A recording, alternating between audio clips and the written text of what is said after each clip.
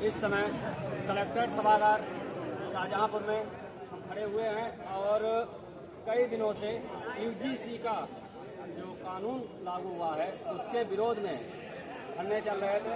तो यहाँ पर काफ़ी लोग धरना देने आए हुए हैं। तो अगर ये काला कानून वापस नहीं होता है तो जनता पर, बच्चों पर और सवर्णों पर क्या प्रभाव पड़ेगा?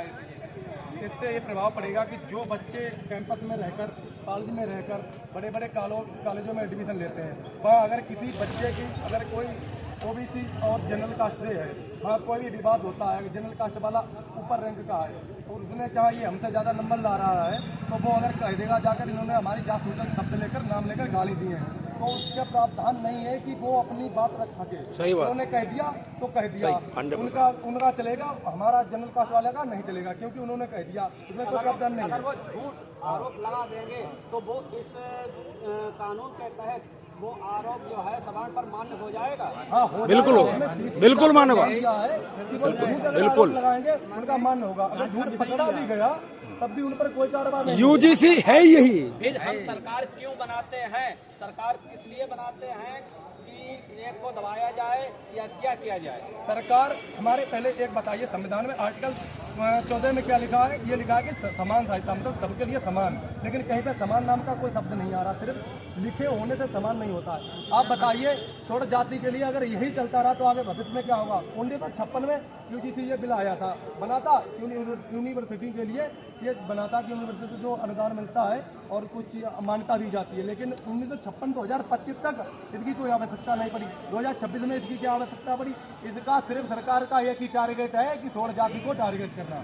थोड़ जाति को अगर टारगेट करेंगे तो जो नीचे जाती है और वो जो जनरल में है, जो ओबीसी में आती हैं, एसटी एससी में आती हैं, उनका वोट बैंक बनेगा, क्योंकि वो समझते हैं कि थोड़ जाति वाले जो लोग हैं वो मेरे वोट हैं। ऐसा कुछ नहीं है। सरकार को अगर लाना जानते हैं तो सरकार को गिराना जानते हैं। और सुनो मेरी बात, ये ऐसे बिलों को मैं जूते की नोक में रखता हूँ। सरकार को ये बिल वापस लेना पड़ेगा, नहीं तो वापस लेके रहेंगे, नहीं तो उसकी दम भी रखते हैं वापस जमाने की।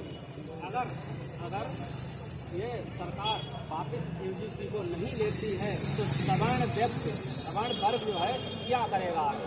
देखो, मैं बताता हूँ थोड़ी जाती है क्या करेंगे। हम लोग ये करेंगे कि अभी तो यहाँ धरना प्रदर्शन स्टार्ट है, यहाँ सिर्फ डीएम साहब के कार्यालय के आगे, यहाँ जाकर पूरे रोड से लगाकर संसद भवन तक ये जाएगा। संसद भवन तक हम लोग जाएंगे।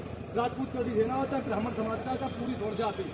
सरकार को ये वापस लेना पड़ेगा। सरकार केंद्र में रहना चाहती है। जब हम ऊपर ला सकते हैं, ऊपर से नीचे भी गिरा सकते हैं, इतनी ताकत रखते हैं। रोड जाति सरकार एक बार कहती है कि जात बिरादरी खत्म करो, जात बिरादरी मिटाओ, फिर जात बिरादरी खत्म करने के बाद ऐसे कानून लाती है कि थोड़ जात को अलग कर दो, ओबीसी एसटी को अलग कर दो। ये हिंदुओं में खाई पैदा करने का सबसे बड़ा काम है। आप मुसलमानों को क्यों नहीं लेकर आए? किसी और के लिए क्यों नहीं लेकर आए? सिर्फ हिंदुओं को टारगेट करने का काम है सरकार का। में भी तो सवर्ण है, क्यों नहीं है? उसमें भी तो ईडब्ल्यू बनता है, उसमें भी सवर्ण है। क्या मुसलमानों पर लागू नहीं होगी? सरकार उसमें मुसलमानों का कोई भी जिक्र नहीं है। अगर लागू होगा लेकिन उसमें कोई जिक्र नहीं, मैंने पढ़ा, उसमें कोई जिक्र नहीं है। सिर्फ अब हिंदुओं के लिए है। हिंदुओं को अलग करने का काम सरकार का है। अगर हिंदू अलग होगा तो हमारी वोट बैंक बनेगी। राजनीति में सिर्फ यही है कि जहाँ पे मौका लगता है जाति बिरादरी को बांध के अपनी रोटियां फेंक लो। यही काम आ रहा है और करेगा। यही काम इन लोगों का है और ऐसा कभी नहीं चलेगा। ये भारत लोकतंत्र देश है, यह सबकी सुनी जाएगी जनता की। सबसे पहले जनता के लोग अगर चुनकर संसद में ले जा सकते हैं तो संसद से नीचे भी ला सकते हैं।